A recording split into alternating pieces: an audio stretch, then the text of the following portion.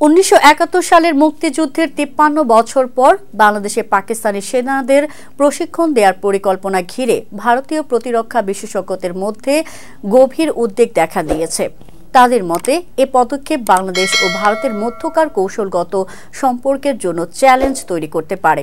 ভারতের জনপ্রিয় এক সংবাদ মাধ্যমের প্রতিবেদন অনুযায়ী বাংলাদেশের বর্তমান অন্তর্বর্তী সরকার প্রধান উপদেষ্টা ডক্টর মোহাম্মদ ইউনূসের নেতৃত্বে পাকিস্তানের সঙ্গে সম্পর্ক উন্নয়নের প্রচেষ্টা চলছে। তার অংশ হিসেবে রাওয়ালপিন্ডি সেনা সদরের কর্মকর্তাদের ঢাকায় প্রশিক্ষণ দেওয়ার আমন্ত্রণ জানানো হয়েছে। পাকিস্তানি সেনাবাহিনী ফেব্রুয়ারি 2025 থেকে ময়মনসিংহ সহ বিভিন্ন স্থানে বাংলাদেশ সেনাবাহিনীকে প্রশিক্ষণ দেবে। এ প্রশিক্ষণ পর্যায়ক্রমে বাংলাদেশের 10টি সামরিক কমান্ডে পরিচালিত হবে। ভারতের প্রতিরক্ষা বিশেষজ্ঞরা এই পদক্ষেপকে উত্তর পূর্ব ভারতের নিরাপত্তার জন্য হুমকি হিসেবে দেখছেন। তারা শিলিগুড়ি করিডোরের মতো কৌশলগত গুরুত্বপূর্ণ এলাকা নিয়ে উদ্বেগ প্রকাশ করেছেন।